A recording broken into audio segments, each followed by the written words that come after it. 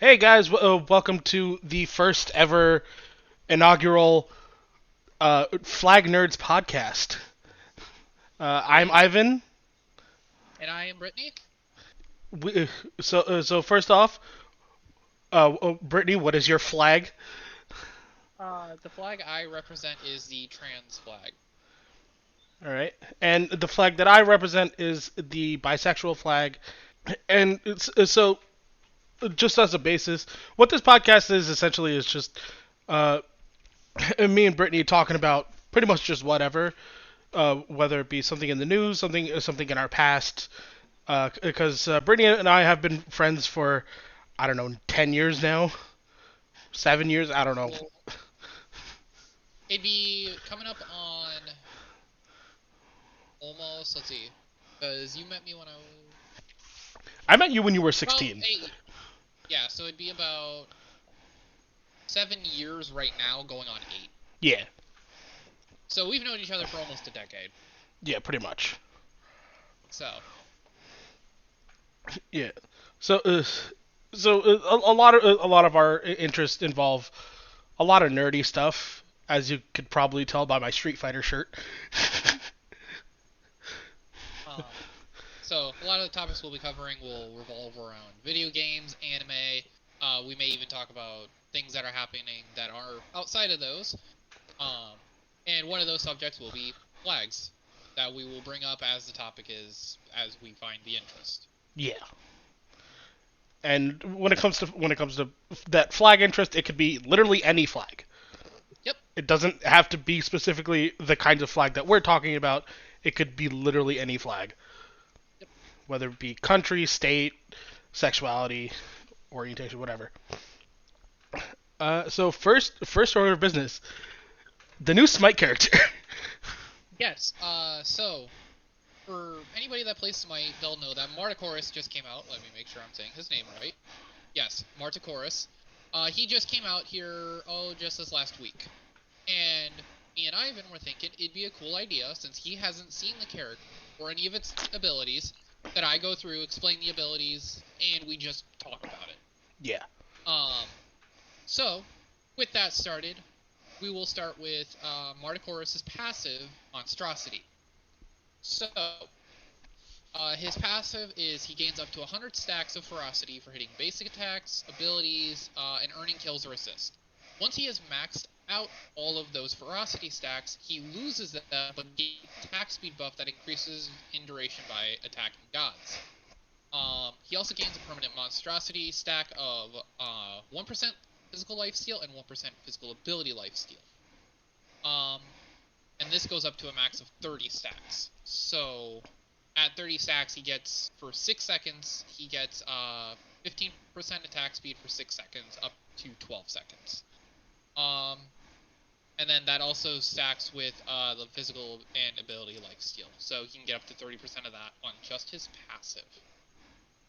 So I was reading that, and I was thinking of so many different items that just that ability alone would make really, really strong. One of those being Devourer's Gauntlet, which already gives ability lifesteal. Oh yeah. Oh yeah. Devo's like already broken. Yeah. So you throw a Devo Gauntlet on that, and you're probably, I think you're hitting close to 50 to 60% ability lifesteal, which means you hit someone for, say, on a basic attack, you hit them for 600 damage, you're healing 300 right there, and that's per attack. Damn. Or if you use your fourth ability, you could possibly just instantly regain all your health if you were low. So, going into talking about abilities, his first ability is called Acid Rain. So he'll fire these venom bards from his wings, creating a circular rain of spikes that deal damage as it rolls forward. Uh, as the rain moves, it leaves behind a toxic trail that slows and damages allies within the trail. Um, so from seeing this in game, it's only, so the range is about 40 to 60, and it's only by 11 meters wide. So it's a very uh, narrow, but it's long. Yeah. Yeah. Um, It's got a decent amount of range to yep. it. And at max stacks, it can deal up to 372 damage plus 130% of your physical power.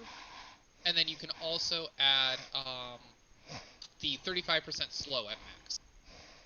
Hmm. So if someone's stuck in that and you keep them stuck in that, they're taking a lot of damage.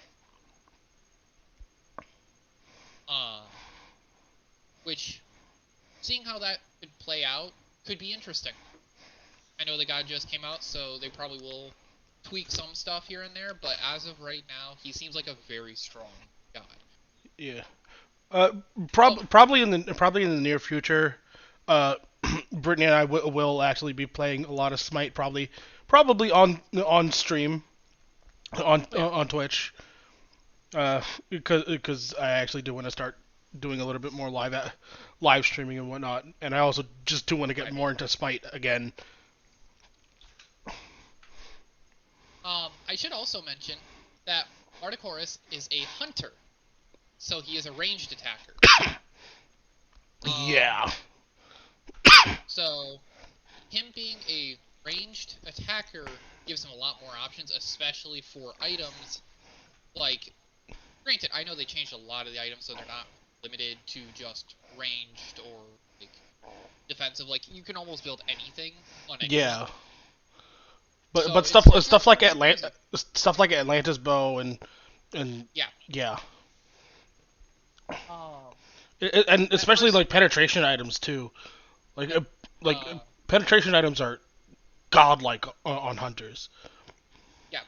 My first thought was the Jotun's Wrath with the right Beats. skill tree, Oh yeah.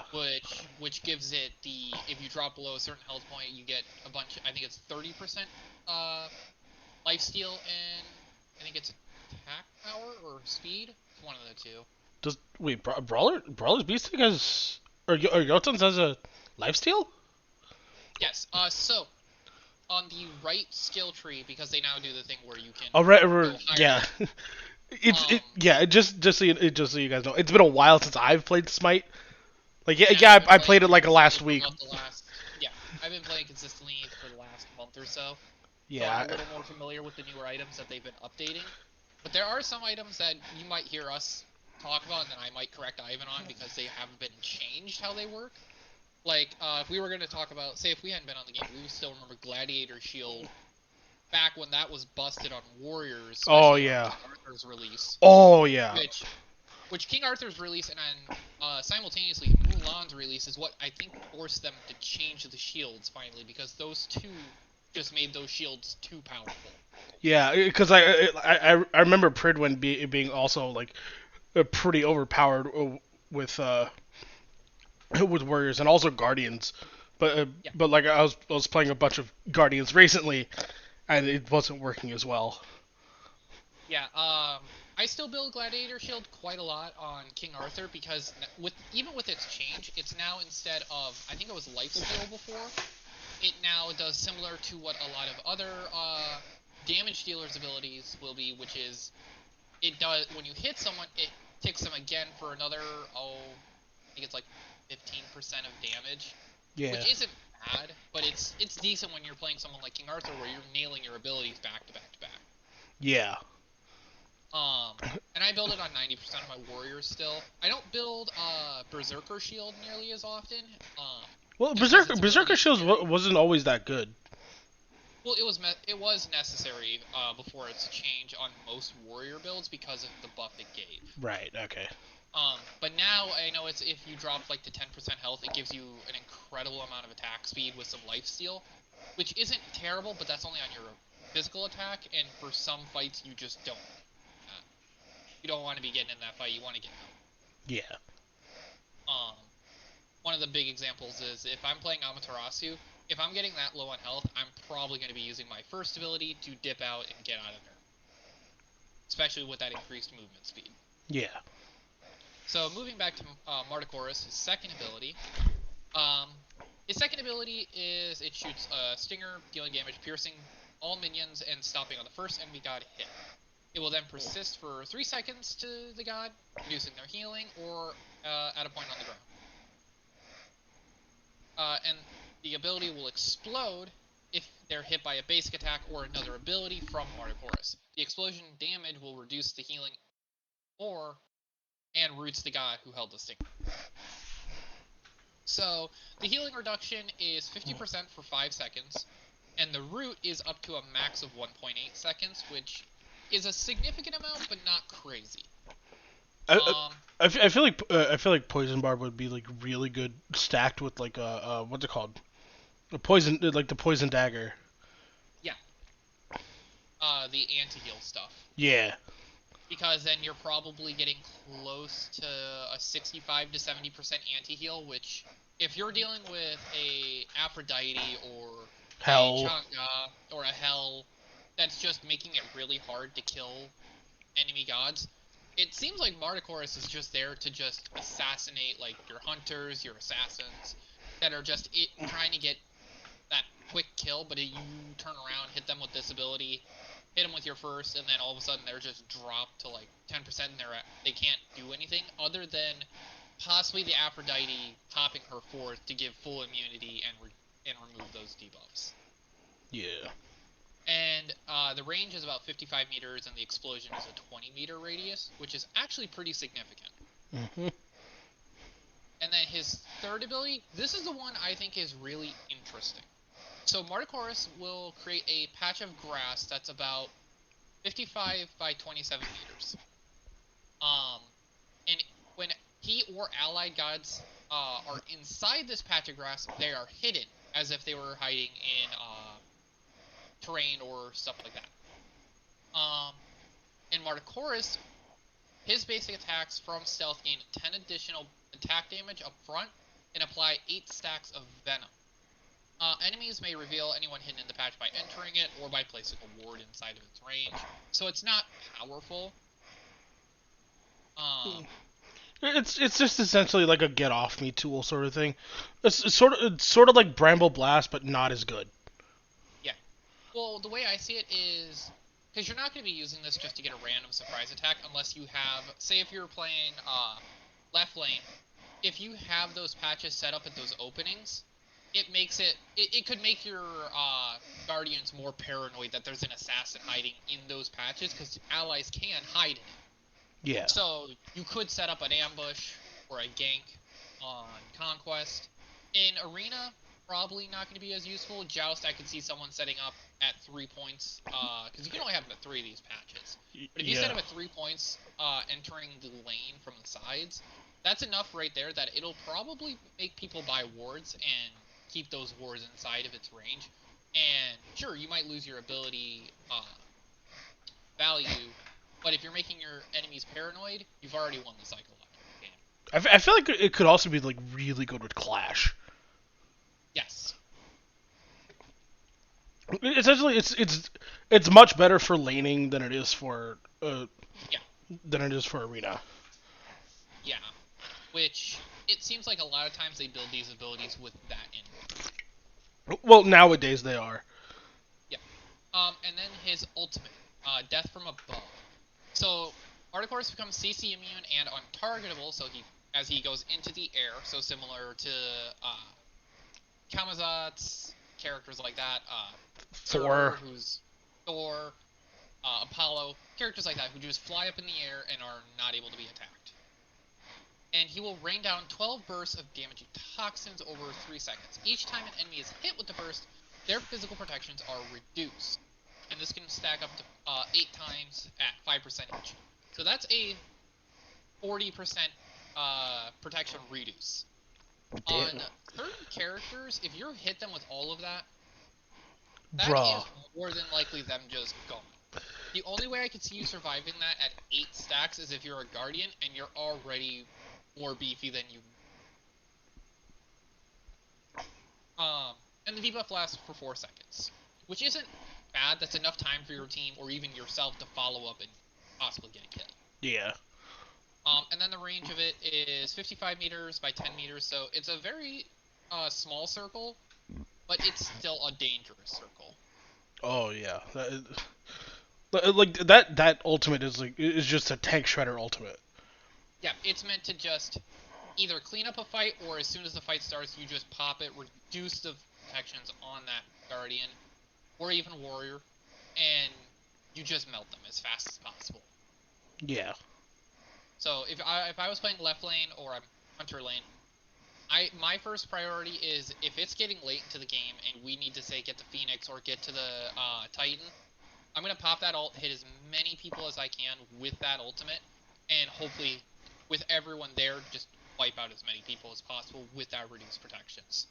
And that's not if you're using Executioner to reduce those protections even more, or if you're using other abilities to reduce protections. Yeah. So, the way I see Martichorus is he is meant to be a lockdown, debuff his opponents, and just get the fight over with as fast as possible. Yeah, I feel like he could he's definitely a better laner Yeah, than he is for arena because especially because of his three. Uh, but like there is a lot of good stuff for arena. oh yeah. That There are so many gods that are just really, really good in arena that it's nice to see another god that's really good at conquest, joust, like you said, clash. yeah Um, so it's and I could see Martichorus actually being a really good jungler with that third ability is because he could set up really good flanks and really good surprise attacks out of nowhere, yeah especially taking advantage of the jungle buffs to get that quick level up. I could see someone popping their third, uh, waiting for someone just not paying attention, say if it's the mage in mid lane, and then telling their ally, hey, pull them back a little bit, I'm going to gank them, we're going to just shred them down and their life absolute misery. yeah and especially with the fact that there's a lot of ability hunters that are being Yeah, used in lane rather than the physical hunters being yeah, used in the dual lane. He'd be very good for jungle. yeah. Because even I've noticed, I don't see a lot of Heimdallr anymore, and Heimdallr is a very heavy non-ability physical hunter.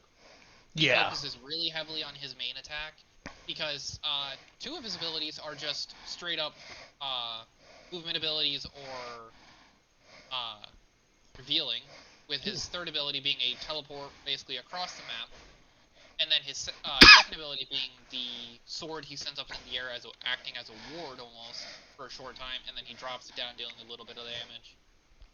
But his first and fourth are the really only super lethal ones. Especially his fourth with the execute on it at low enough health. yeah. So, and then I've just noticed like if I'm playing Heimdallr, more than likely my opponent is using Artemis, Neath, the likes of that. I've even seen a lot more of Apollo. Like you'll see a lot of the ability hunters. That's not what I mean by ability hunters. Ability hunters are the I shouldn't say ability hunters. I meant to say ability ADCs. Okay, I see what you mean. Yeah. So it's like the mages that can still do the same thing as hunters. Yeah, I got you. Yeah. Because sort of been the meta recently. Because I have been watching some of the SWC, and I've seen a lot of Freya. Yeah, Freya's also really, really good late game because if you can start bullying her early, she's not gonna have a good time because she only has one ability for a guaranteed getaway, and that's if she lands it. Yeah. Otherwise she has her fourth, but if it's early in the game, she's probably not level 5 yet, where she could use her ability or her ultimate to get out. Yeah. So, because her first and second are buffs to her weapon, and her third is just a CC. And if you have Piri beads, you're just gonna ignore that, and you could probably just quickly assassinate her. Yeah.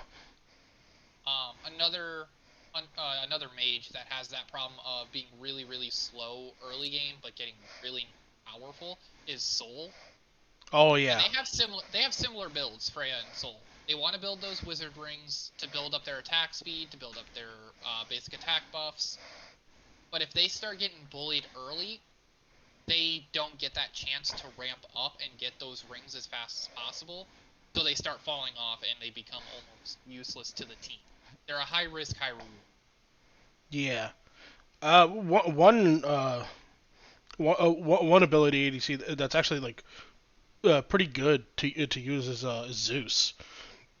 Yeah, Zeus is probably the nastiest one, as if you have his passive on you where you have that thunder ring on you, if you have that and you're on low HP, you're panicking hoping You're that his just third dead. is on cold. Well, if you're either that or you're hoping his third is on cooldown long enough that it either goes away or you can pop your Aegis or just get out of there. Yeah. Because if it's late game, he's got Chronos Pendant, he's got his cooldowns to the point of that third is on a 2-second cooldown and you are dead. Oh yeah. Yeah. Like this is also one of those like oppressive arena champions. Yeah. Well, and especially in lane, that ultimate covers almost the entirety of the wide of the lane. So if you're stuck in that, you're getting hit more than likely with a level 2 or level 3 passive. Especially if there's a team fight happening. Yeah. Like If you can hit you're done multiple gods for. with that, if you hit multiple gods with Zeus's ultimate, you're easily knocking off 25 to 30% on each of those gods. Mhm. Maybe not the Guardian if they've built for magical protections ahead of time to prepare for you. But even then, if you have your penetrations high, it's going to be impossible for them to do anything. Yeah. So. Yeah. It just for like a frame of reference. Me and Brittany, we don't really play Conquest like at all. Well, Cause I play Conquest. well, yeah, I play you Conquest very regularly, but Ivan doesn't. So a yeah, lot of the cause Conquest knowledge comes from myself and just my experiences playing the characters. Like, I play a lot of Zeus mid lane, and I can say how strong he is at just killing mages, assassins, hunters. I don't play him in a jungle scenario just because he doesn't do yeah, super well. he doesn't really do jungle. Zeus is not The good only for reason go jungle. I've seen it done, but it's in more than likely teams that are already doing weird setups and tactics that are pretty much a meme. Yeah, So, like having a double ADC dual lane and an yeah. assassin in solo lane. Which Assassin and solo lane actually isn't unheard of, especially when you have Fenrir, Thor, Nemesis, the more tanky assassins. So it's Rom not unheard of. Yeah. or Um. Robin, whatever. Oh, yeah. Like, your more tanky assassins, it's not unheard of for them to do solo lane. Yeah, like it can work, but like for some of the weird ones like Bakasura, like, Yeah, you're not I doing much with definitely agree. Bakasura. Uh, Like Bakasura is and good at jungle and dual lane. yeah, yep. Um, and well, and to be fair, Bakasura, you don't see him very often. He's a very powerful character, but he is very predictable. Yeah, like you don't really see Bakasura that much unless David's playing him. Yep. Someone I've been playing recently, I recently picked them up and put a few masteries into them, is a Wheelix. I never see a Wheelix, ever. It's like, and I was just like, you know what, why do people not play a Wheelix? And I was playing her, and I'm sitting there, and I'm like, her abilities all flesh really well together. She's really good at jungling, at getting people off guard. So I think what people don't like playing Wheelix for is they're just better options than her. And I think that just comes from she's been in the game since almost the game came out. Yeah, And a lot of people just don't like playing characters that are that old, as a lot of them do feel either clunky or just too straightforward. unless it's Emir.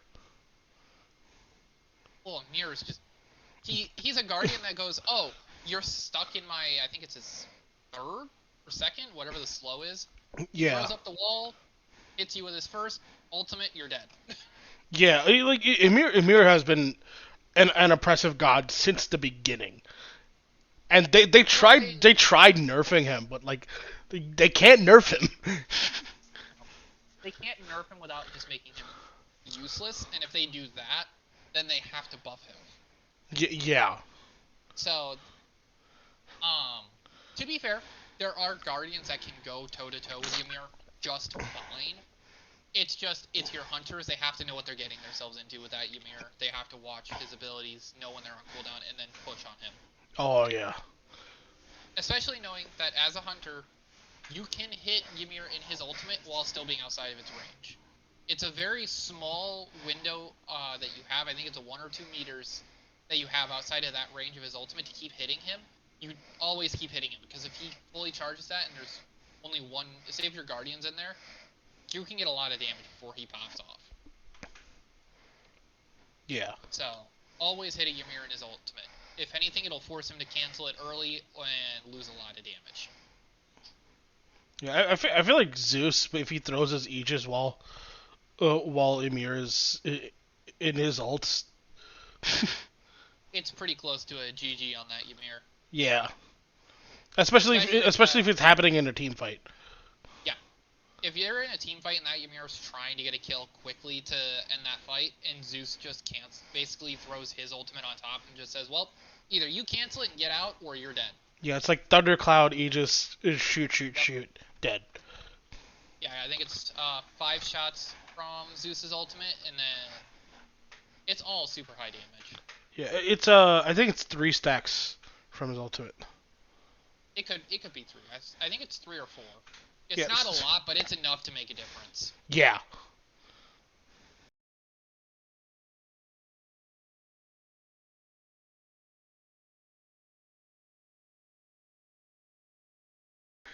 It's just that like Yeah.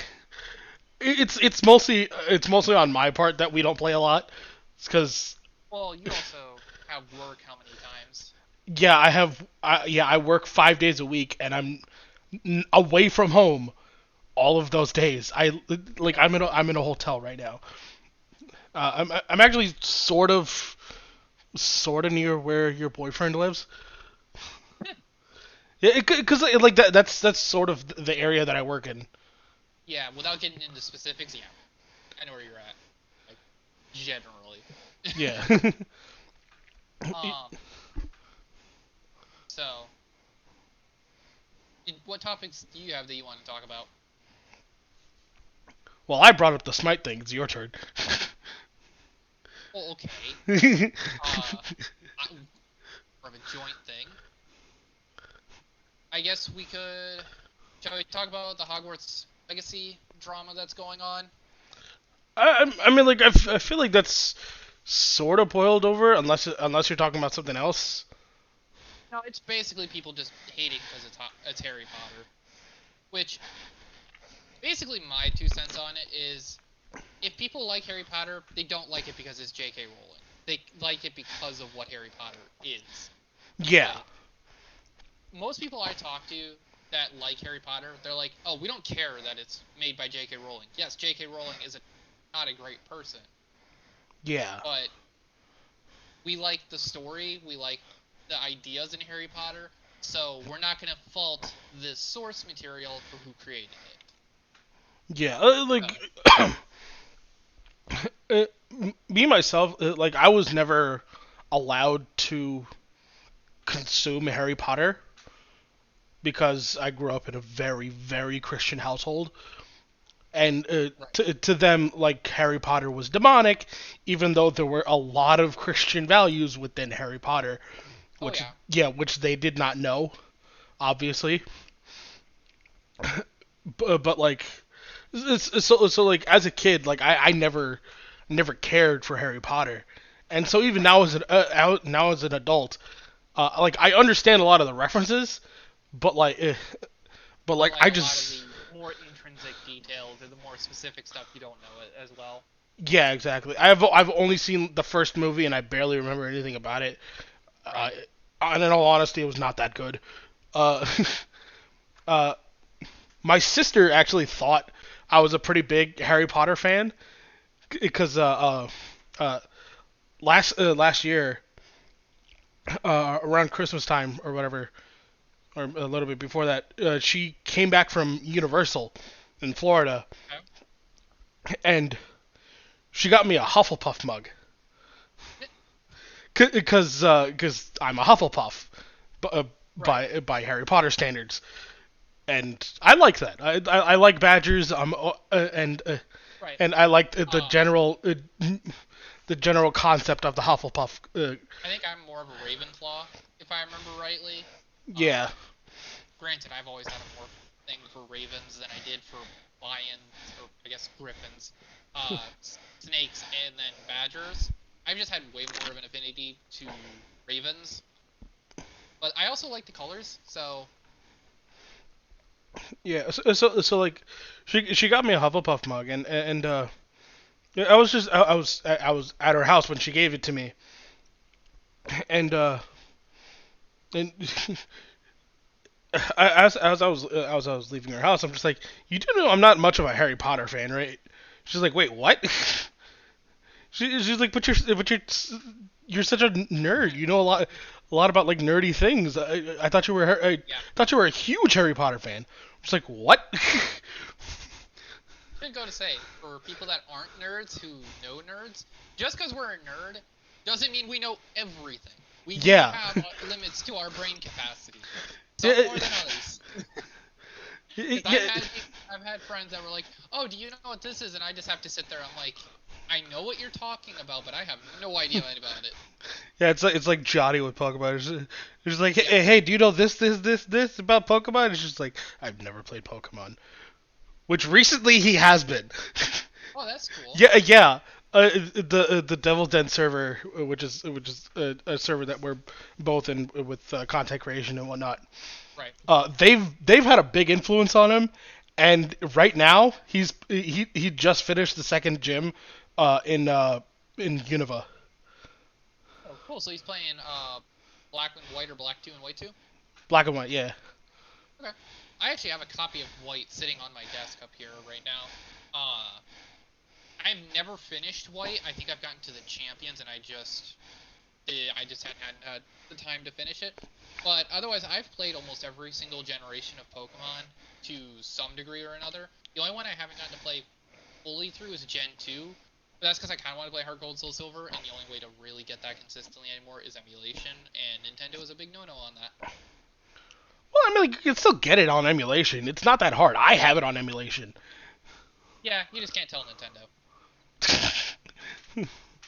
Yeah, Nintendo's not gonna listen to us for anything. Being a melee Okay. player, being a melee player, I know that full well. Oh yeah.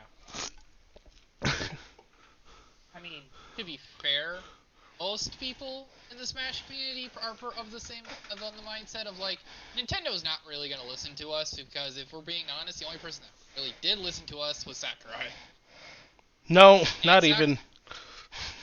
not all the time, but he did have his moments. Yeah, But thankfully, I would say thankfully, Smash is finally taking a break from just being on the front of everything, with Ultimate finally being done with all of its DLC. yeah. But like here's the funny thing.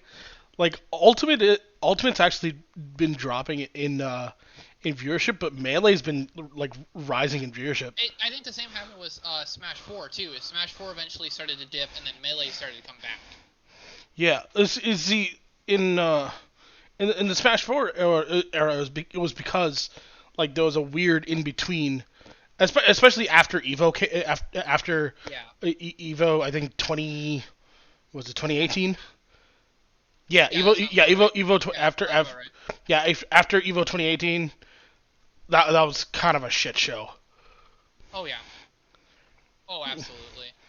Yeah, because of the fact that like Bayonetta had been like dominating the competitive scene for like a year Yep. and a half, people like dropped on watching Smash 4 because nobody wants to Yep. watch Bayonetta. Well, and then especially with Bayonetta, a lot of people were already pissed that it was Bayonetta because we all knew that wasn't the character that won the poll. Which later, as we found out, was Ultimate. We knew who had won. It was Sora. Yeah, And basically, Bayonetta was. They needed to come up with something for a runner-up, and Bayonetta was the best option they had. yeah. I mean, she was like fifth in Europe, Right. and I was part of the problem. Because back in the day, I voted for her because like My votes were the same. They always went to Shantae and Shovel Knight. Always the same. yeah, that's I that's was a a hipster. yeah. I was I a mean, hipster. like in high school, like a lot of our friends said that they voted for Shantae and Shovel Knight. Like a lot of our friends, but they couldn't really Only get Shovel Knight because he was an indie character. yeah. And I think And the same was for Shantae, is they were indie characters, which made them into a weird gray area. yeah, So and also I think Shovel Knight wasn't even out on Nintendo at the time. probably not. I think it was still just on Steam. Yeah, So it was far more less likely than Shantae was, which Shantae's been around for a while. yeah, because yeah, Shantae had I think 2 games on DS. 2 games on DS. It got another one on the Wii U. It had a couple that were older. I think it And I then think it had a it got GBA another game. one.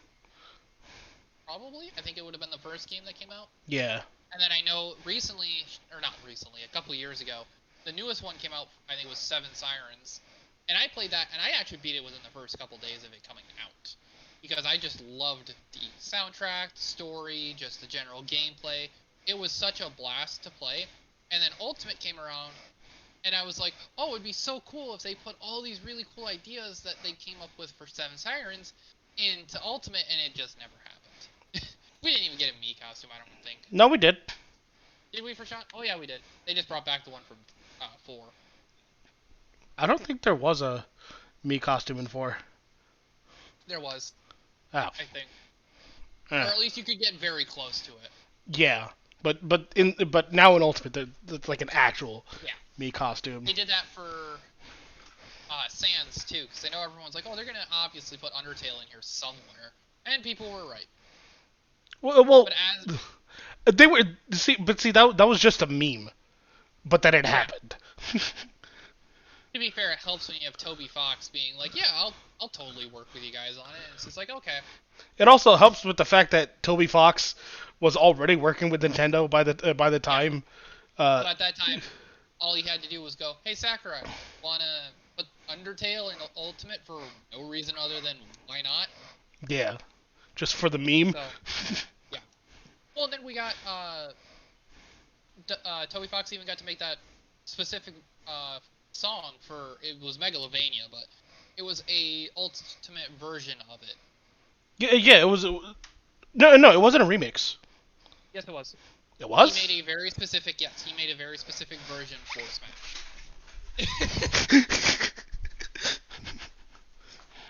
I remember as such, it was a very specific it was either a very specific version or it was just the. But if I think remember rightly, he did make a special version. I think it was just like a battle cut version. Oh, maybe it might be that. Because like I know if you play it on certain stages, and depending on how the battle goes on, it plays differently. Yeah. hmm So, and then honestly, with Smash, also, I know the biggest gripe people had was with, I think we had, was when Byleth came out. Everyone was just super huffed up about that, and I was just like, it was gonna happen. Like, Sakurai loves putting his Fire Emblem characters in Smash. And I'm okay with it because I love Fire Emblem. Both of us do. Yeah, I've already been playing Fire Emblem Engage, and I've been loving it. I didn't think I was gonna like it, but I have been really, really enjoying it. I'm not super far into the game, but I'm far enough that I can say that I'm definitely gonna finish it when I get around to it. I'm still on chapter 3. I haven't played it in like 2 weeks. I don't remember what chapter I'm on exactly, but I know I'm a good chunk in. Yeah. Honestly, when Blazing Blade gets released on GBA, I'm just gonna play that continuously. Yeah. Because like I know that, I dude, I fucking love the Game Boy Advance Fire Emblem games. Yep. Uh, Yeah, I know you've said that multiple times that you like those older Fire Emblem games. Yeah, because that's where my fandom lies. Yep. I started with Awakening, I Fire Emblem think, Fates. or No, Fates. Yeah. Fates. specifically with Conquest when you lended me your copy. Yeah, specifically my copy of the game. And I finished it in I think it was in a little less than a day. I finished the entirety of the game, got all the way to the post game, did all the stuff in the post game, and then the next day we were at a Wendy's, and I just said, "Here you go, here's your game. I'm done already." I was And at like, first he thought I was at first thoroughly he thought I didn't confused. like the game. He thought I didn't like the game and that I just did not enjoy it. And I'm just like, no, I actually finished the game. It's done. I'm done with it. How the fuck did you finish this 29 chapter game Yeah. within a night? That means I had to have done minimum 2 chapters almost an hour. Yeah. And I was just blazing through. Mhm. So, and I've even played I've played most of all of the newer Fire Emblem games as they've been coming out. The only one I missed was Three Houses, but I've been thinking about picking it up at some point and giving it a try. It's honestly it's a good game, but I don't know. I don't like it. I mean, from what I've seen, it's a very different take on the Fire Emblem games. Sorta, yeah. Because it does have the whole concept of the fact that like you have to replay it in order to get like true endings. Yeah. In order to get the full story. Yeah, you have to replay it 4 times. Yep, one for each of the houses, and then once for the final ending. No. It's twice for Black Eagles, and then once for the other 2. Okay. So basically, you have to play one of the houses twice through. No, yeah. Specifically, Black Eagles, you have to play twice. Okay. So, I guess I can see why that would kind of push people away from trying to go for a completionist of it. Yeah. It's very difficult to get that full completion. Yeah, I mean, I do have a friend who is actually like playing through like the full thing and actually like going through the completionist process. But like he's been sort of pushing that off recently because of Ultimate stuff, and also and also because the new Fire Emblem came out. Yeah. Um. Speaking of new games coming out, I guess should be duly mentioned to anybody that actually happens to be a Destiny fan, since I'll just kind of interject this here. With Lightfall coming out literally next week, and with hype being super high for it. I know you're not much of a Destiny fan. Not at all. Hell, I don't even know if you've really seen anything for Lightfall. I know it's been everywhere. I care less. I don't care at all about Destiny. Yeah. And I'm someone who's played Destiny since for Destiny 2 is when I started. I didn't start with day 1 Destiny, and I kind of wish I had. But I started when I believe it was Warmind had come out, and that was back, God, probably close to 5-6 years ago. It's been a while. Yeah, Destiny's like pretty freaking old at this point. It's old. Yeah, Destiny's about as old now as Combat Evolved was when Destiny came out. Yeah. I would assume. Well, Destiny 1 I know is older by like leaps and bounds, but that's just to be expected. It was the predecessor to Destiny 2. Yeah, obviously. So, I know Destiny 1, I think that came out back in 2000. I want to say 2013. Yeah, yes, like yeah. Yeah, like there were posters for it in ODST. Yeah. And I remember seeing the free trial demo for it on Xbox when it was first coming out to promote the game, and I was just like, oh, I'll give it a try. And I played through it, and I'm just like, this is so confusing. I don't know what I'm doing. And I just never went back to Destiny, and I was just like, anytime I saw content for it, I'm like, they're probably having more fun with it than I would have watching it, so whatever, I'm never going to play Destiny. And here I am, probably close to 12 years later, being an avid Destiny fan and have sucked way too much money into the game. So much Yeah. so that I've already basically paid for my boyfriend to play the game with me. So, you know, Isn't Destiny 2 free right now? Destiny 2 is free. The DLC is not. Oh, right, yeah. And getting him all of that was at least $160. God damn.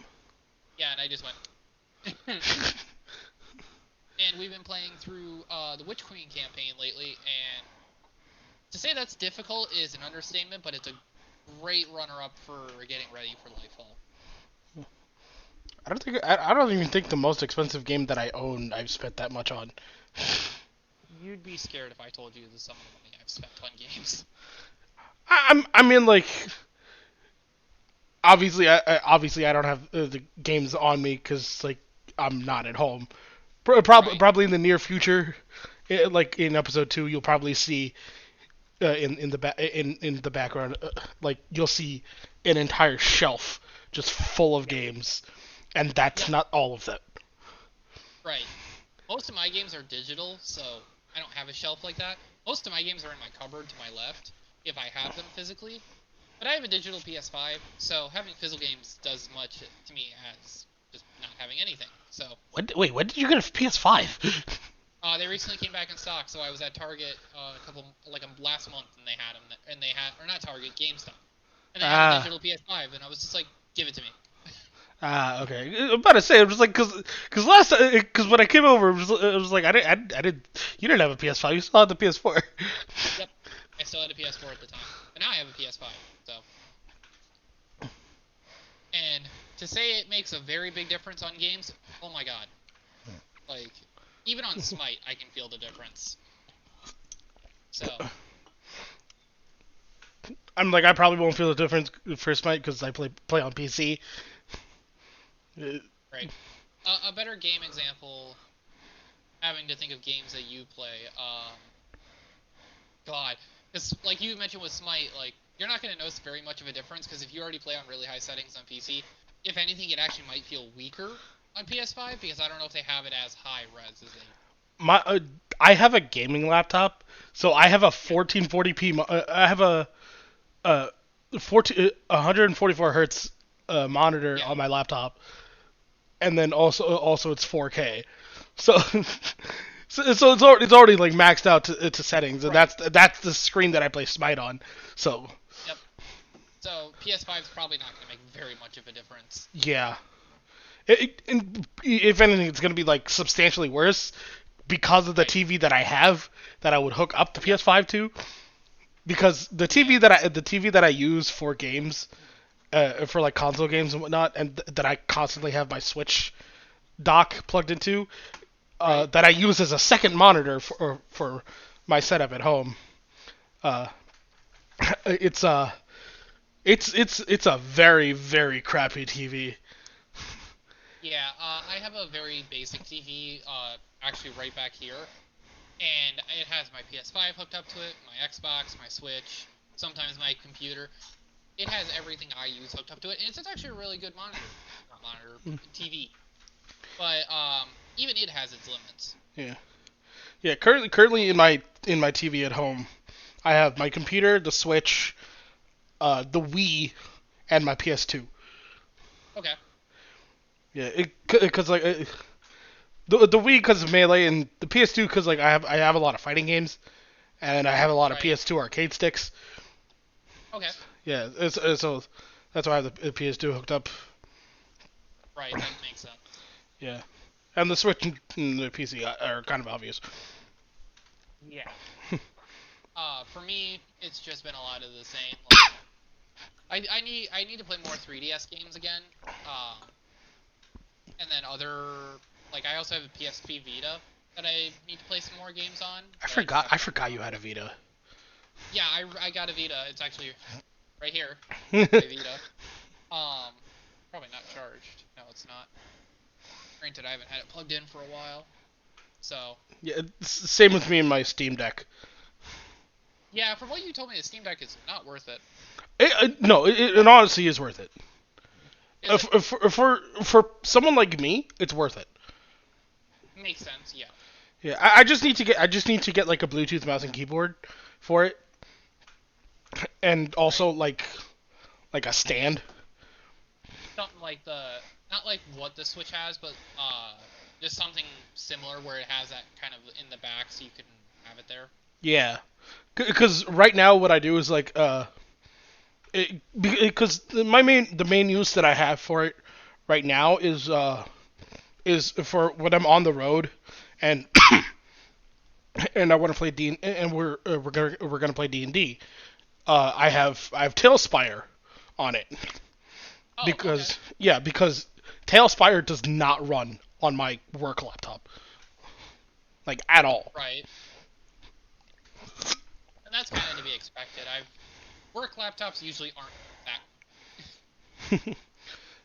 Yeah, Their specs are usually pretty bad. yeah. This laptop is very mediocre for specs. I was gonna say old, but that works too. No, it's not old. It's just mediocre. Yeah, So yeah. So it's just easier for me to use my Steam Deck, and I kind of have to the way I prop it up. Uh, I'll like put up a picture of it in editing. right. Is that I I I have it on my hat. Okay.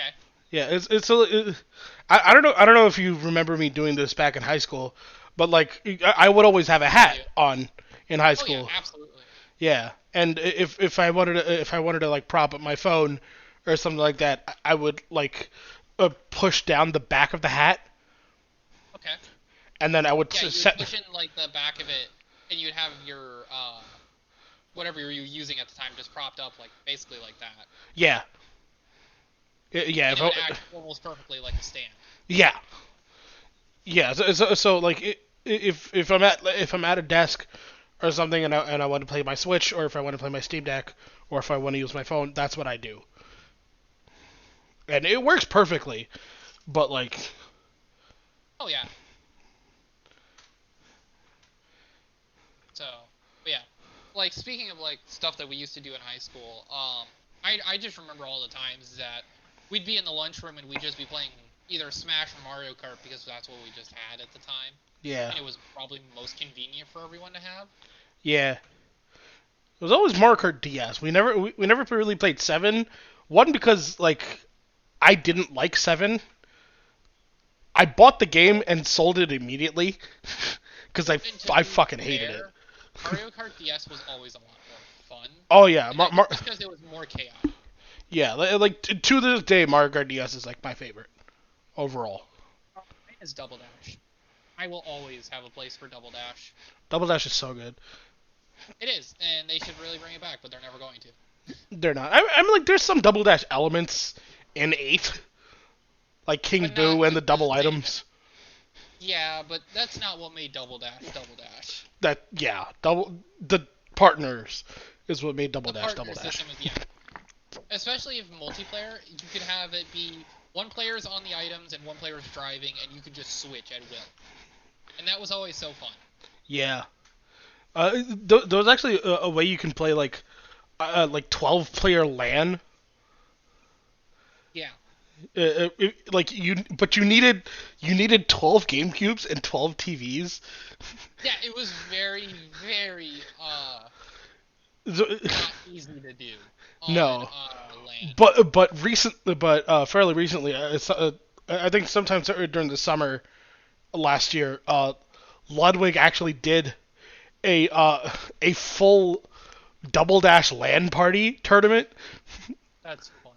Yeah, I can just imagine the clusterfuck that entire room is. yeah, and Like, like and Mango and his teammate I think it was teaming with Josh man, who's a Australian Foxman. They just freaking dominated everybody. that's great. Cause Mango's pretty much good at like every game he touches. Right.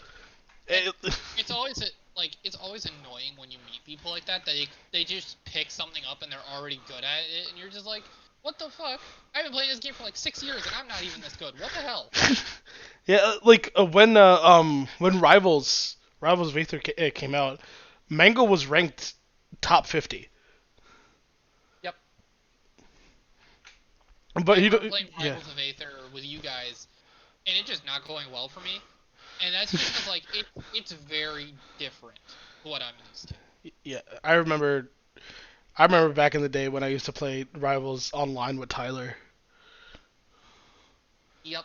I remember a lot of the games I used to play with Tyler. Mostly it was either Pokemon or Smash, and the occasional Mario Kart or just whatever we happened to be playing, even if it was Rivals of Aether.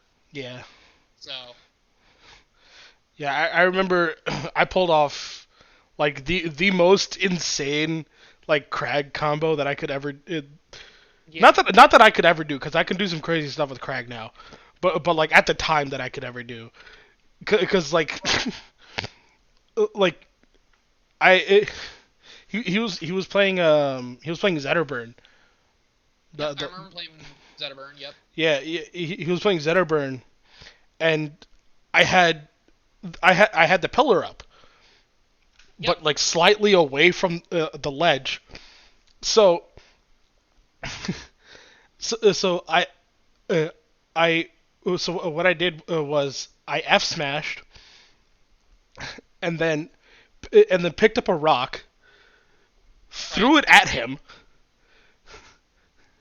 The rock came back. He came back. I broke the rock, which put him in hit stun, and then broke the wall.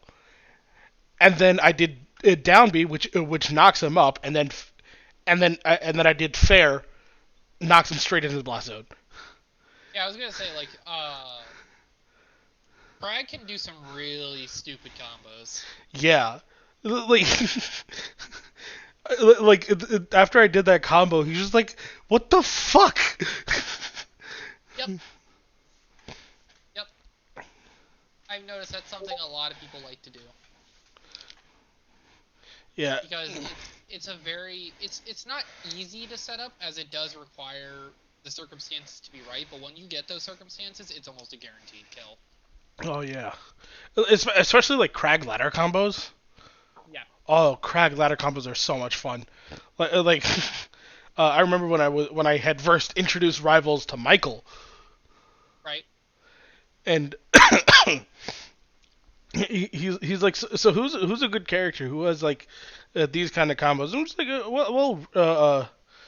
you probably like Ori or maybe Absa or something like that. But Right. like characters like Crag have like ladder combos. He's like, okay, and then I played against him, and like I ladder comboed him to oblivion. He's like, what the hell? Yeah, it's like if you don't know what a ladder combo is, you're gonna find someone that's gonna show you real quick. Oh yeah. I mean, like obviously he knows what a ladder combo is because he plays Bayonetta, Right. but not ladder combos like Crag. Yeah, Crag and Bayonetta have very different definitions of ladder combos. Oh yeah. Also, to be fair, Bayonetta has been nerfed heavily since her 4 Ultimate. Not 4, wow. Smash 4. And because, like, Smash 4, she came out, she was absolutely busted to stupidity. Smash Ultimate comes out, and then she's basically been neutered into nothing. Like, she can't do the ladder combos as hard as she used to be able to, where she could just zero to death someone. She still can do ladder combos, but yeah, it's not as optimal. Yeah. And they did make her better in certain ways, but they did that for everyone. Yeah. They made them better in small ways that actually helped a lot. Yeah, I still hate her.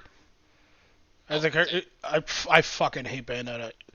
And like back back when the game was coming out, I think it was Johnny or somebody else asked me, or might have been you actually, Maybe. that asked me like do you hate her more now or or from before? I was like I hate her more now.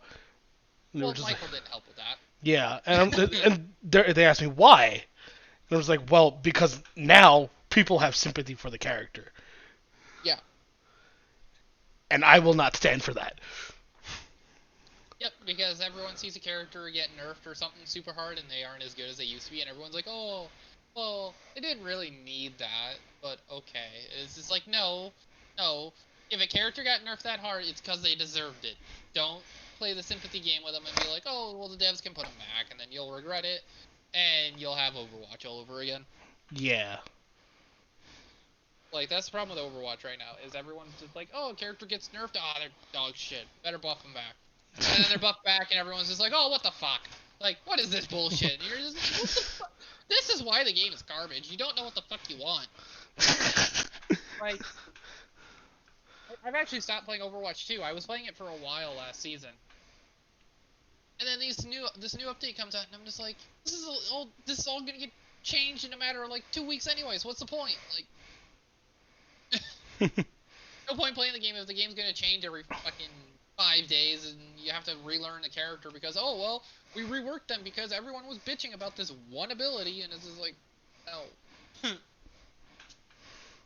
So, Yeah, I haven't really played Overwatch I mean, I don't in a even think you while. played much of the first one, did you? I didn't like I didn't own the game for most of its life cycle. Right. Like I had played it. I played it like every now and then when it was like free to play, and Right. I actually ended up getting the Sentai Genji skin. Yeah. It's- That was something else me and Tyler play a lot together, is we played a lot of Overwatch yeah. back when it was still not garbage. Yeah. So like I played it every now and then, and like I do own a copy of the game. My battery's dying. Hold on. That's why I have mine still on the charger. I didn't feel like putting mine on the charger yet. Oh, fair enough. Do that now. But yeah, so like obviously like I own a copy of the game now, and why are you not charging? What the hell? There we go. Okay. Yeah, yeah. So I own a copy of the game, but like I only played it like once or twice. Uh, Okay, yeah. I mostly played Roadhog. Right. Um, in So Overwatch, I mostly play Cassidy or McCree, mm, or when I'm playing DPS, and then if I'm playing healer, I'm usually playing Mercy or I'm playing Ana, and then my tank, I'm usually playing Hammond or Winston. Like, I play a whole slew of different characters, but those are usually my go-tos if I'm like wanting to have just the best of what I can do. yeah, I remember when I first ever played like I really liked playing what's the robot's name? Bastion? Bastion. There we go. Yeah, I really like playing Bastion, and like mostly because like uh, I was sort of on a Rob kick at the time. Yeah. So, like I was playing a lot of Bastion at the time, and I was doing okay with him. But then like I saw the donkey video of Roadhog. Yep. And it was just like, well, I guess I'm gonna play Roadhog. Yeah, pretty much. So, They nerfed that combo. oh yeah, just with this last patch they did, yeah. Not no, They nerfed the not with the last patch. Like a while ago, they they've nerfed the been combo. nerfing the one shot combo for Roadhog. It's usually chain hook into Two. walk forward, shoot melee, and it's usually gonna one shot any 200 character, Yeah. 200 HP character. They actually nerfed it recently where it can no longer consistently do that to 200 HP characters. 150 health characters, yeah, it'll still one shot them. But 200 HP characters, you're more than likely gonna leave them on like 15, 20 HP. So, So it'll do but that's good. low So enough. it'll do good against like Widowmaker Oh yeah, or what's her face Tracer. Tracer. Yeah, if you can hit hook the little bitch.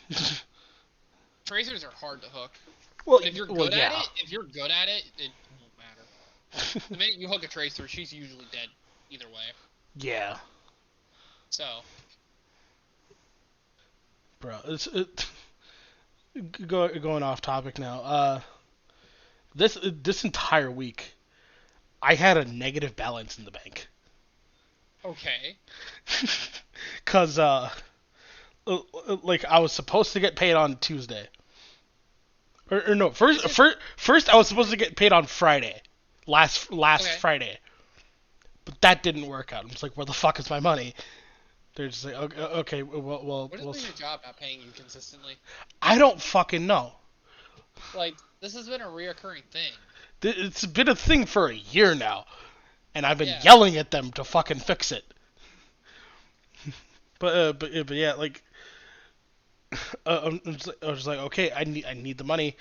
Please, just like send me the Right, money. like you need your paycheck. Like, Yeah, and then they're like, okay, and then they were like, okay, Saturday nothing. Then okay, Monday was a holiday, so they couldn't really do anything. Uh, and then I was just like, okay, they were like, okay, you'll get it on Tuesday. Tuesday comes, negative $142 in the bank. It's like, what the fuck? I need the money. Like, Yeah, I've been sitting pretty okay for now. As I'm still looking for a job because jobs are fucking impossible to find for whatever reason. Like I've had like 6 or 7 interviews and they've all just not gotten back to me, even though I have my phone on me all the time. And it's just like, what the fuck? So I'm at the point where I'm like, I don't know what I'm gonna do. yeah, like, dude, I had a maxed out credit card. One of my and the credit card that was actually like that wasn't maxed out, wasn't allowing me to withdraw or use the money on it for some fucking reason.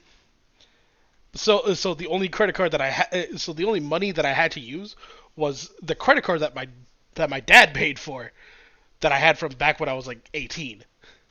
Oh Jesus. Yeah, that was the only money I had. So I was using Uh, that for gas and food. right, because you have to get around and you have to be able to feed yourself. Yeah. So I basically don't eat the entire day until the evening, Right. and then constantly fill up throughout the day because I'm driving so much. And then Yep. finally today they fucking paid me, but it's not the full amount. Oh my god. I know. Yes, you get to yell at them or. I did earlier. Oh, I bet. Like it's like Jesus Christ. uh, That's ridiculous. Like you shouldn't have to basically be fighting for your paycheck every week. yeah. Like they don't pay me well enough. Like my boss told my parents that, oh, now he's making really good money, or something like that, because my boss is like friends with my parents. Right. So like they went over to his house when they went traveling a couple of months ago, and he's just like, yeah, he's making really good. He's starting to make really good money now. And I'm just, and like my dad comes to me like the next time we're both at home. And he's like, okay, I need you to pay for this, and pay for rent. And I'm just like, I don't have money. Yeah, it's like I'm just like, I alright, I'm literally, telling you, like, I'm just like, I have $45 in the bank. yeah. It's like bosses will do whatever it takes most times to just get people off their ass Yeah, or to make themselves look better. yeah, and my dad told me, he's just like, yeah, Victor told us like that you're like making good money now and whatnot. I'm just like, no. If that were true, I wouldn't have these problems. Right. Hell, you if you were making good money, you probably would be living on your own. Yeah. Also, if Like that you were would. true, I would have. If that were true, I would have 20 arcade sticks. I only have That is 13 right also now. true.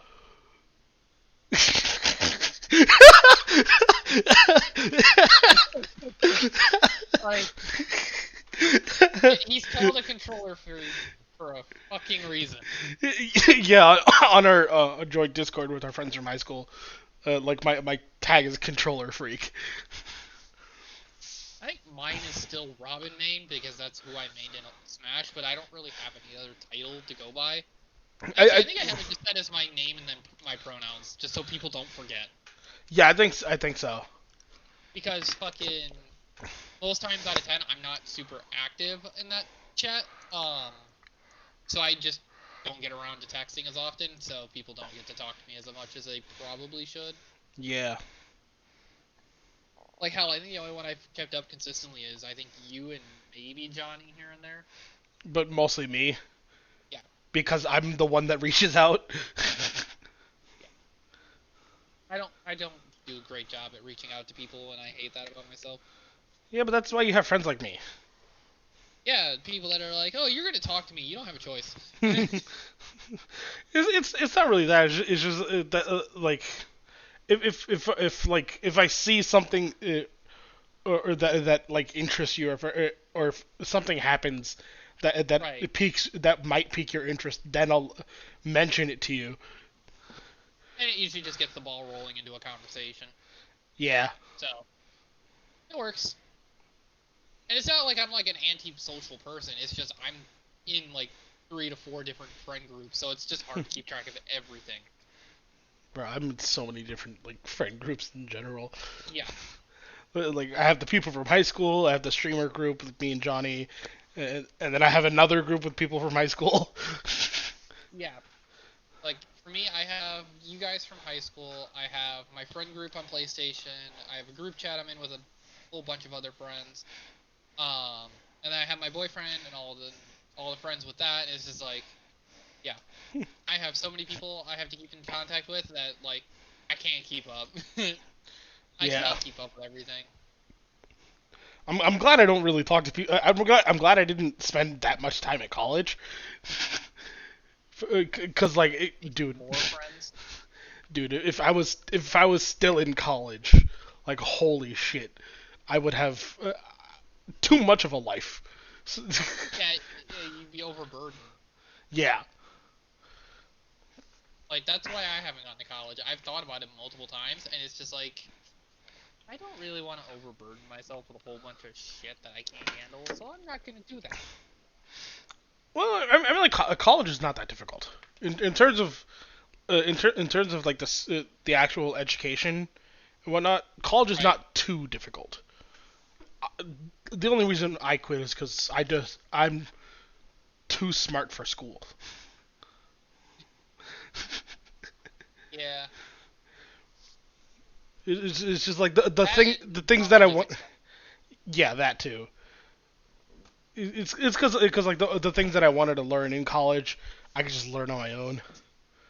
Yeah. Even though I have yet to take the time out to actually learn how to do it. Well, have you really had the time? No, Okay. I did once I quit college. Yeah. Now you have this job and you don't. Exactly. So once you have the time, then you probably could. Yeah, I'm still not gonna. I mean, Because mostly due to the fact that like I've sort of changed career paths, like career pursuits, so to speak. right. Because like at first I wanted to do something with like game development. Right. Well, and most gamers, like, when they're growing up, they're like, oh, this would be so cool to work for, and then you actually start looking into all of it, and you're just like, This is never mind. difficult. Yeah. And Not a only lot of that, them actually do it because like they grew up learning about how to do it. I yep, didn't. that's how you get your indie game developers and whatnot. Yeah, exactly. And then they go off the grid because they got found by a bigger company, and then you never hear from them again. Yeah, this is how you got people like Toby Fox and stuff like and Scott Cawthon and stuff like that. Scott Cawthon has just been fucking, like, so, I'm of the strong opinion, the first 4 FNAFs were good. They were fine. And then he started making all of these, like, weird spin-off games, like, FNAF world was interesting. I definitely like the RPG take on just the FNAF universe. And then Sister he did location. Sister Location has gotten a lot of good reviews, and I watch all of Markiplier's videos because he's basically like most people called him the Five Nights at Freddy's guy. Like if there's gonna be Five Nights at Freddy's content, you know who to go to. Granted, I will admit there were bigger content creators covering Five Nights at Freddy's, but Not Markiplier just really. kind of well, I guess that's fair. I guess more smaller creators were covering it, but you still Yeah. had your like Jacksepticeye covered it a couple of times. I know PewDiePie covered it, I think, a few times. I know he definitely did with the first one, but that's just Yeah. because it was the thing of the time. Yeah. I think XQC did it a little bit, but more See, most recently. people most people watch XQC because of his rage at. Overwatch people, like that's what most people watch XQC for anymore. Yeah. I kind of want XQC to go back to competitive. I mean, he quit because he was starting to get a lot of backlash from people because they were like, "Hey, maybe you shouldn't be a giant bag of dicks to people." Yeah, I'd still rather have him go back to competitive because I don't like him. Fair enough. Because a lot of competitive esports players, specifically for the team sports, are a lot quieter. Yeah. Which is Well, why granted, XQC's had kind of a reputation of being a loudmouth. yeah, true. So even It's if he was sort on of a competitive team, he would still blab about shit. yeah, it's sort of the same thing with like Shroud and whatnot. Yeah. But in terms of like competitive team games that I've actually kept up with, I've more kept up with TF2 than I have Overwatch, and it's just because TF2 is a much sillier game, I guess, to put in retrospect. It's a It's much more not fun game. nearly yeah, it's not as competitive. Like, do you have your people that take it super, super seriously? Absolutely. That's why you have your competitive, even though it's completely garbage because Valve sucks at making a competitive mode. Yeah, Um, but like you have your community servers that'll make it be competitive or whatnot. And I understand not everyone wants to just do that to have like a hardcore game of TF2. They just want to be able to boot up the game, go into casual, and then shoot people. Like, and out of context, that sounds terrible. But basically, like, yeah, not everyone's gonna want to just go into competitive. Like, I get that. But at the same time, your casual mode has been so filled with bots, cheaters, like, there's just so many problems with TF2, and it's just, what can you do? Like, other yeah, than, you know, a maybe add a better anti-cheat than just the Valve anti-cheat that's in every game. yeah. So, Yeah, this is why I mostly play like fighting games. If if it's harder to cheat at fighting games. no, I mean like in terms of like software wise, yeah, but you can cheat pretty hard in fighting games. True. C- uh, because Well, sometimes okay, to be fair, you can cheat at any game. yeah. There are people that will make cheated speedruns to try and get attention. So, There was actually one melee tournament where this one guy he buffed the hell out of a Pichu, and he would only play his sets on his console because that's where his buffed ass Pichu was, and he ran through an entire local tournament with that Pichu, and people didn't find out until like grand finals of that tournament where it's just how do or you something like not that. notice? It's because like when you're like in the middle of a set, you don't notice certain things like that unless you're like super hyper focused and like and super into that Right, I kind of a get thing. where you know like the exact percentages that something should hit for, or Or the exact like range of a hitbox to right, the pixels. right. Because if you're really good at cheating and making a way for you to have an easy win, you're gonna make sure it's hard to see. Yeah. And, like the guy ended up getting banned from that tournament. He just wanted to do it because he just wanted to do it to see if he can get away with it. But he ended up getting banned at the tournament for I don't know how long. But it was pretty funny. I was watching some of the sets. Yeah, and it's just like most people that are like really good at frame data, if it's being streamed, they're probably gonna be like, "That looks fishy." Like, Yeah, that's sort of why back at I think I want to say Genesis 6, Genesis 4, something like that for Smash 4. That's that's why there was a huge controversy at that tournament for Smash 4 because the damage multiplier was set to point 0.9 instead of 1.0. Oh God. For yeah, and it was like that for and nobody knows for how long it was set like that. And and the only person that noticed was this Sonic Cloud player named Komura Kiri from Japan, and he was playing against Captain Zack, who was a Bayonetta player. right? And dude, like he was fucking pissed at that tournament after that set because like he went over to TOs, told him that okay, the damage output is weird. The damage output is wrong. I can feel it. And then they looked at it and then they okay and there's like okay, yeah, the damage output is wrong. We're only gonna play the last set or the last game of their game 5 set. They didn't replay the entire set or replay the previous set, which was Mango versus not Mango, which was Ally versus Zero at the time. Which it was Mario versus Diddy Kong. Uh, because they didn't know how long like that the 0.9 was happening, and because of that he ended up losing the set, and he was so pissed. Oh, I would be too. Like, that's a lot you're losing just because the fucking people that were supposed to be on top of it fucked up. Yeah. So,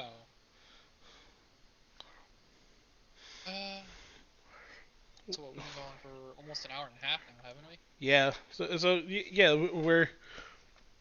we're getting to that point where now it's time for flag talk. Yeah, now we actually get on to talking about the flag that, you know, the whole reason we have this name. Like, Yeah, yeah. I mean, like it's not the whole reason we have this name. no, it's mostly just because we wanted to make a podcast and the name fit. Yeah, because So, because like I use the code word flag bearers around when I'm referring to people of LGBT in the LGBTQ community yep, when I'm at home because I don't want my parents to know that I'm friends or that I am part of LGBTQ. yep. So you use a code word, in this case, flag bearer, and then anybody that doesn't know what that code word is would just be like, what?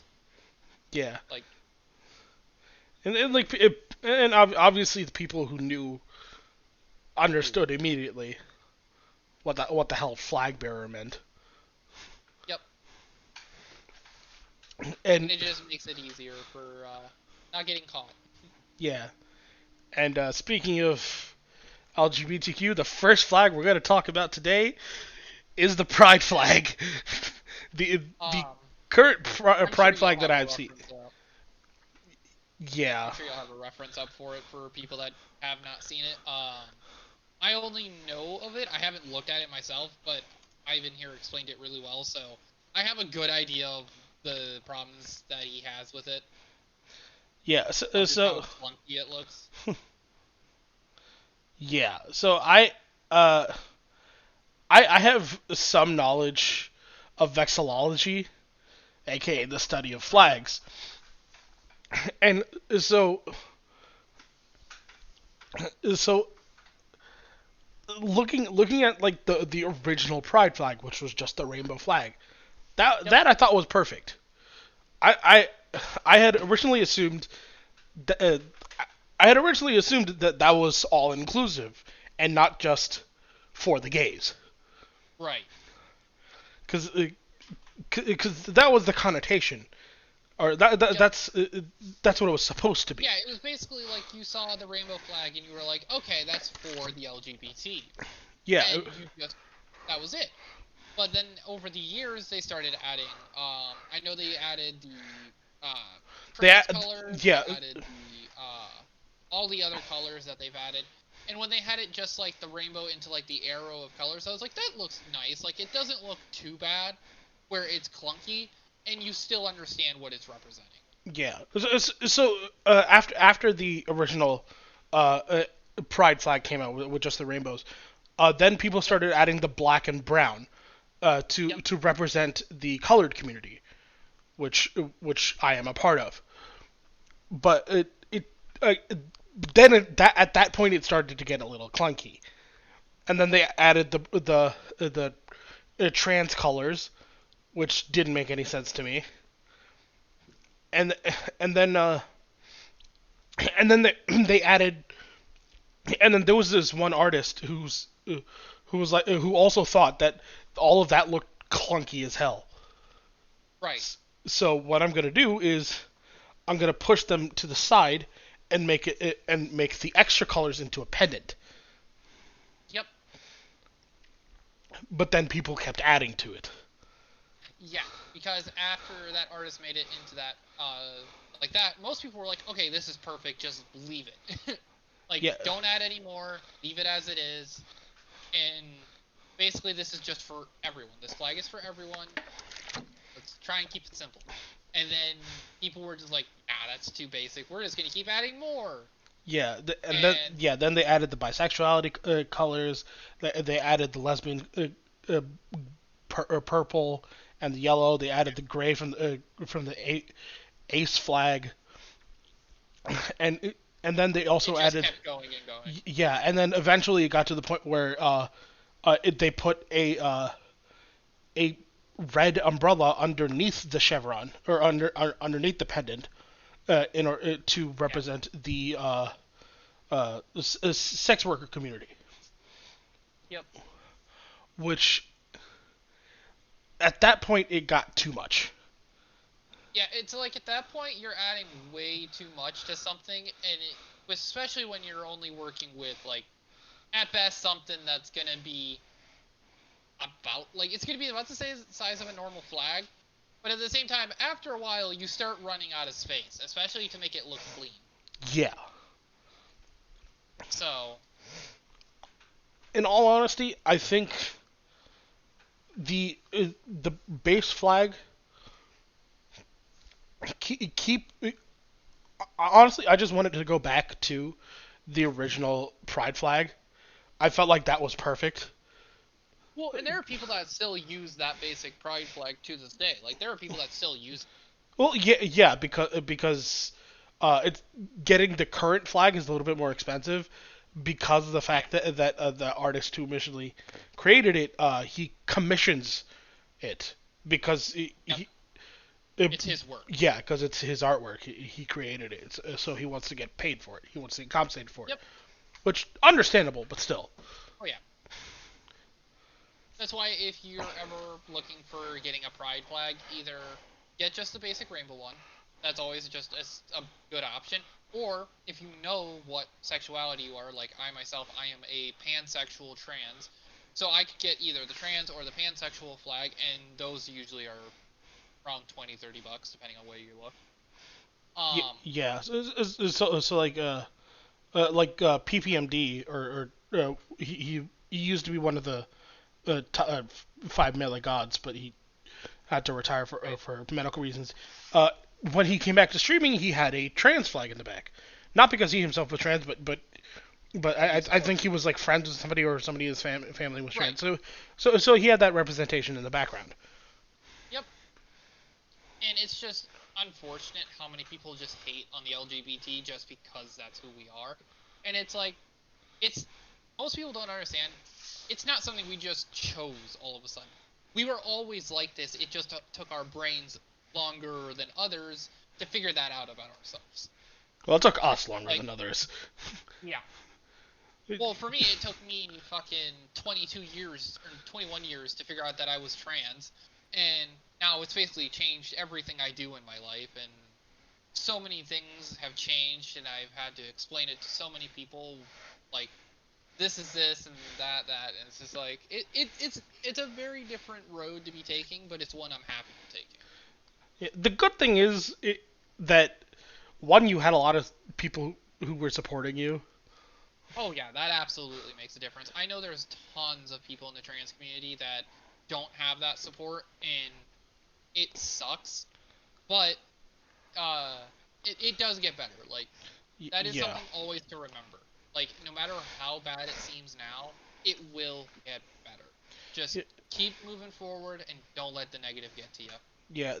The lack of support is why there are some trans people that uh, uh, retrans That retransition.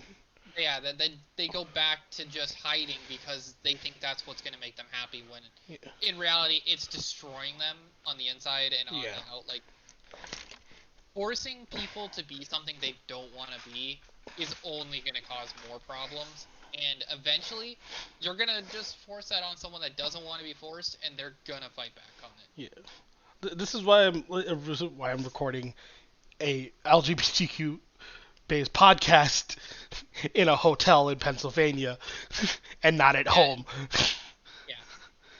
Like Because if we're ever recording these and he's at home, the conversations are going to be very different to what we would very, say very normally. different.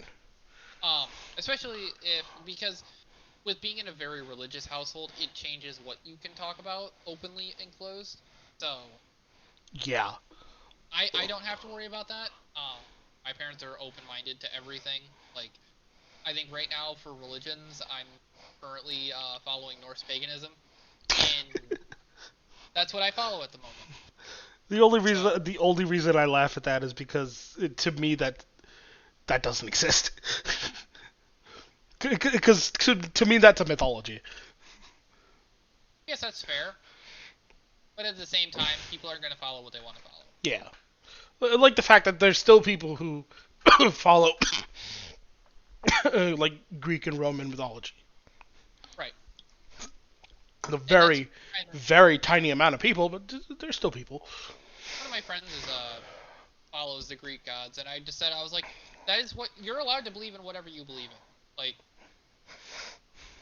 that's just how it is. Like because Yeah. if you shun people for what they believe in, you're only fueling what has been going on, especially by as as small of a I guess I can't say small as a loud uh, part of that community is. A lot of the hate comes from just how heavily Christian the United States is, or Yeah. Catholic, whatever. Just Christian in general, yeah. yeah, like I know that's not everyone. I know there's a ton of people that are Christians that are actually really good people. I actually used to work with someone that was a really awesome person, and they agreed with me. Like most of the people that are super negative to other people are just the people that are either older who just don't understand and they just don't want to change, or they're the people that just grew up with that and just it's been fueled to them from their Culture. parents and grandparents. Yeah, Yeah, that's sort of how my parents are. right. Like, I mean, like it also says in the Bible, but also says a lot of other crazy shit in the Bible. So, Yeah. what? So who the fuck cares? I don't see the Bible as I don't think people should see the Bible as a lifestyle, but as a maybe a soft guide.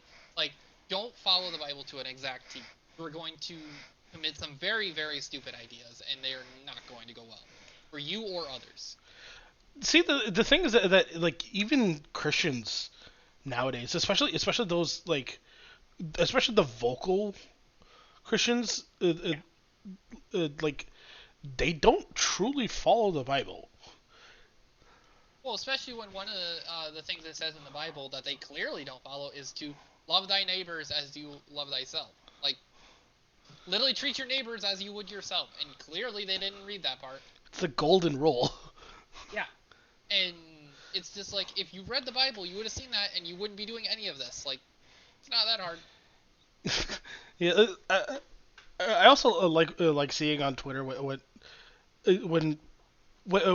these kind of Christians like Lauren Boebert and stuff like that, yeah, Yeah. or like Marjorie Taylor Greene go on Twitter saying bullshit that's like, oh, Jesus wouldn't do this, God wouldn't do this, blah blah blah, and then people respond with, the fuck are you on about? Also, I think it's funny that all of these Christians think that Jesus was white, and it's just like, no, he was in the Middle East. He was Legit. more than likely tan or black. Like, he Yeah. was not a pure white Catholic or Caucasian. Definitely not. Not for where his history says he grew up. Jesus was also not a Christian. Like, that's something that people majorly forget. Jesus was not a Christian. he was Jewish. Yeah. If he was a Christian, that would be hypocritical. Yeah. Because that would be Very that would mean that he's worshiping himself. Yeah, it would literally be oh god, I'm forgetting the word. Narcissistic. Yeah. Yes, thank you. But that'd just be basically it'd be basically narcissism. He would just be like, oh, look at me, I'm God. And it's just like, no, that's not how that works. So. Yeah. And to be honest, like, Jesus probably just saw himself as another person just doing what he was doing. Like, he probably didn't see himself as, like, a super higher power. I mean, like he did, but he like in a humble way. Right. Like, like he knew what he was because But he knew how to go about it in a way that it wasn't just him being a dick about it. no, there's a reason why he had followers. Right. If you can show great power without being a tyrant about it, you will get followers just naturally. Yeah, But if you just resort to tyranny, then people are either going to follow you out of fear and just not wanting to be brought on that tyranny, or they are going to rebel against you. Yeah, that's why the Hebrews sort of like threw him on the cross essentially. Right. And It was because they did not like what he was, and they just feared him. yeah, I mean, like there's more that you can go into it. There's more that I can yeah. go. That I specifically can go into it because Oh, I've been absolutely. because that this storyline has been ingrained in my mind for since I was born essentially. Yeah, like you've been taught this since you were basically able to learn it. Yeah. So, and I'm over here just being like, oh yeah, I know the basics, but that's it. You know some of the basics mostly because of me. Yeah. Because I've told Yeah. you some of the basics. Oh yeah. But I know like way too much, especially because of the fact that I've read the Bible in its entirety at yeah. least like 3 times. And I've maybe read a segment of the Bible, like Probably like a verse or two online because they yeah, just pop or, up. Yeah. And I just go, oh, that's neat. Cool. Like I had a tweet come up from Elon Musk of him just being an absolute bigot, and I'm just like, see, this is why no one likes you. Block. Fun. Fucking like I hate Twitter, but unfortunately that's how I keep in contact with most of the art community that I'm in. So Hmm. I don't have much of a choice. Yeah, that's yeah. Twitter is sort of how I keep up with the Spanish community, and also Yep. well, just the FGC community in general, because like that's how I know when tournaments are happening. Yeah.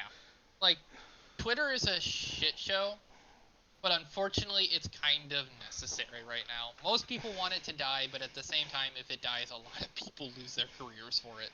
Yeah. So, Yeah, yeah, that's what. Yeah, a lot of people tend to announce things on Twitter and whatnot. So, oh yeah, which is how I was able to like meet one of the biggest Tekken players in the world currently.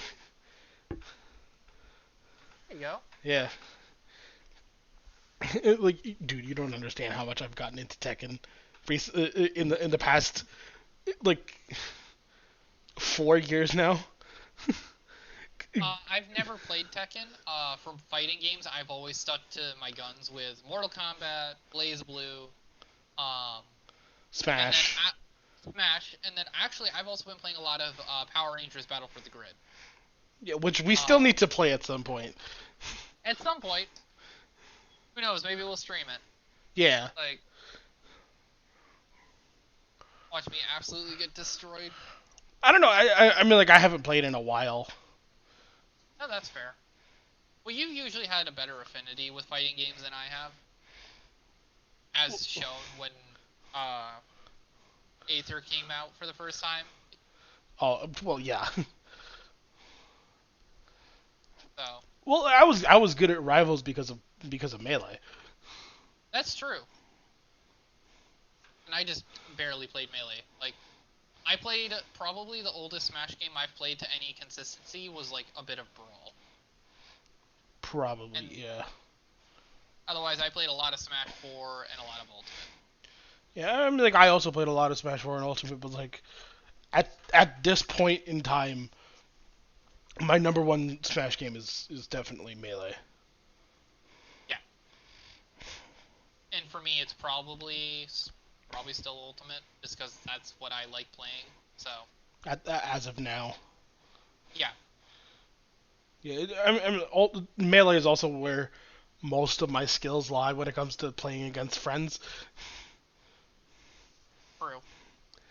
Because like I can go toe to toe with Johnny in Ultimate, and some of the other like Smash people from like Pace, Yeah, I can I'm terrible against those people, but in Melee I beat them all. right.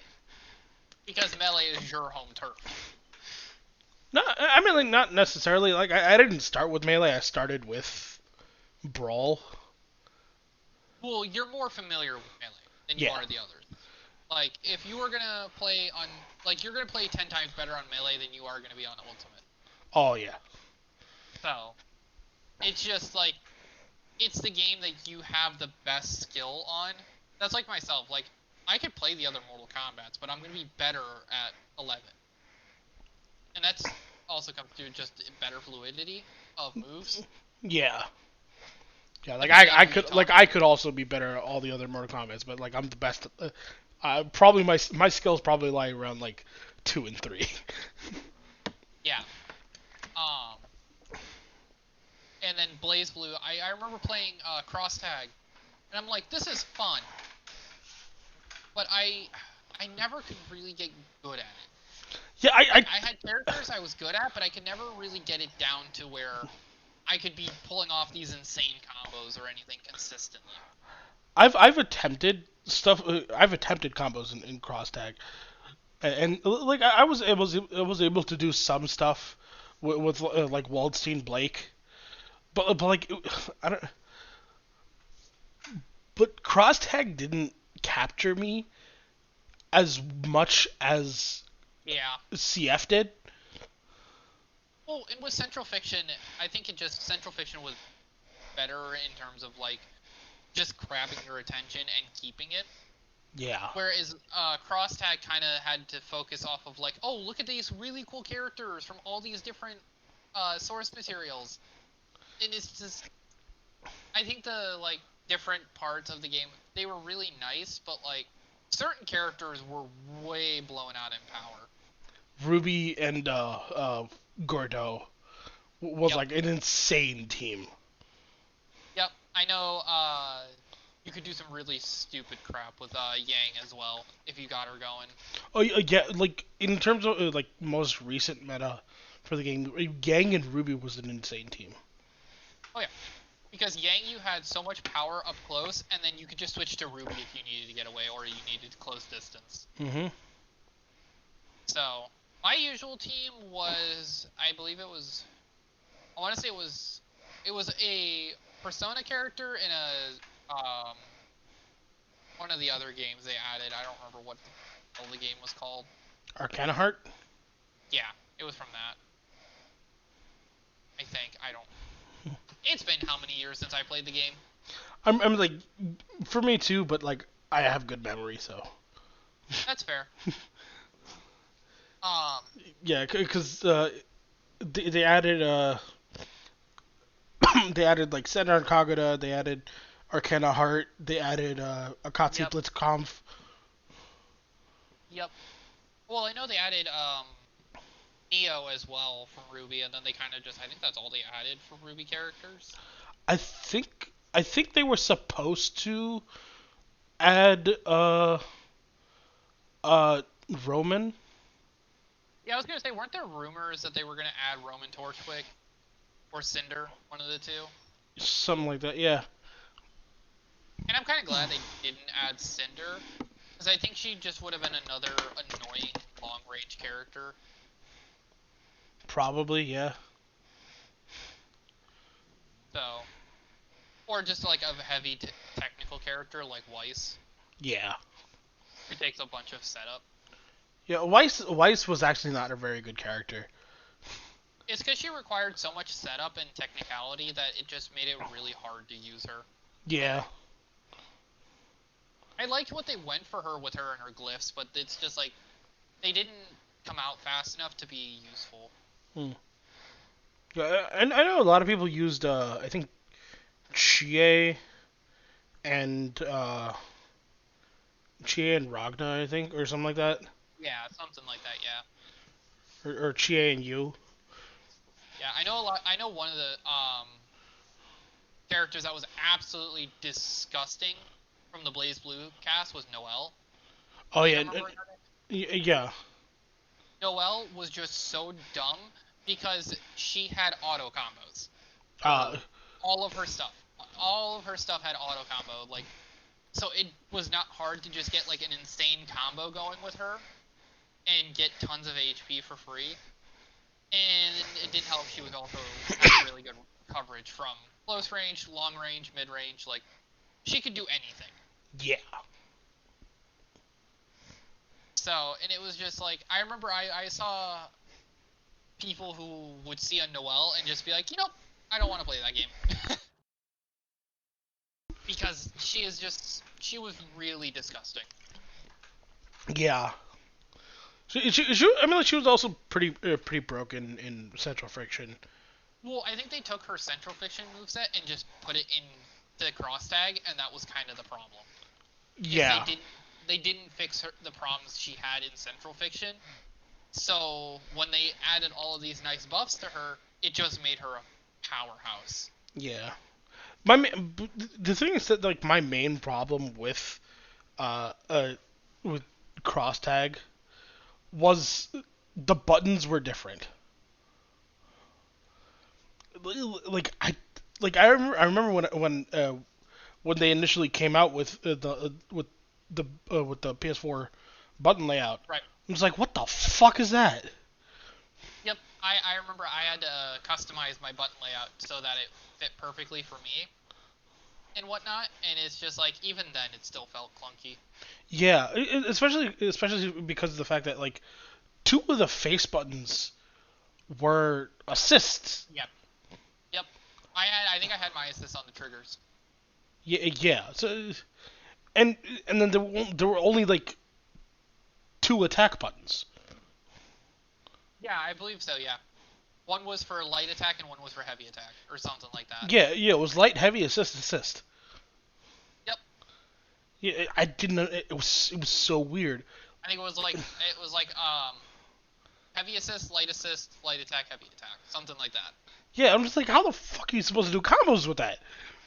You button mash. Like, it was a game of you just button mash. Yeah, because like in Central Friction, you could do some crazy stuff. Like I have like a clip on my channel of Right. me double perfecting in Central Friction Yeah.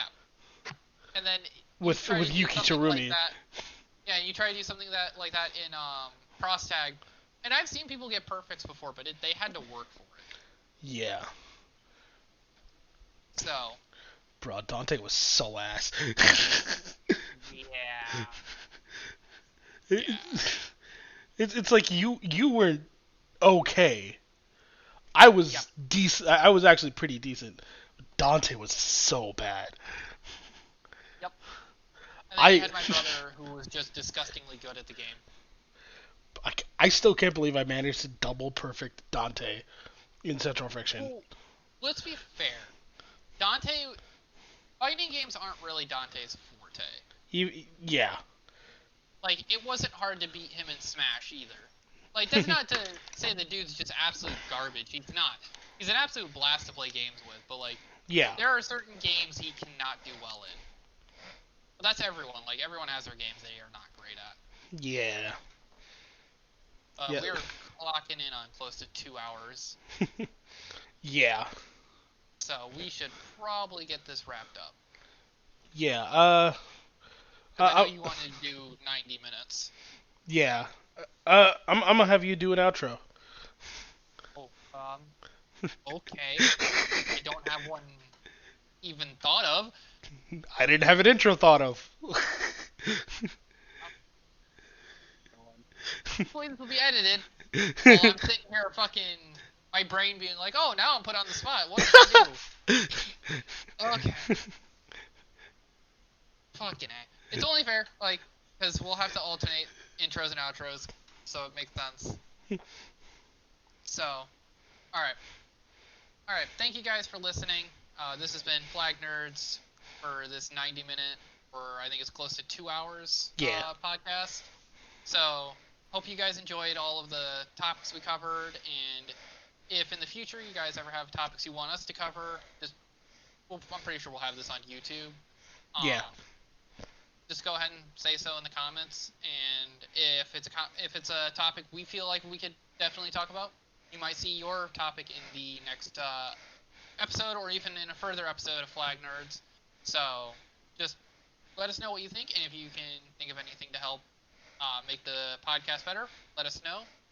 So, until next time, I am Brittany, I'm Ivan. and we'll catch you guys in the next one. See ya.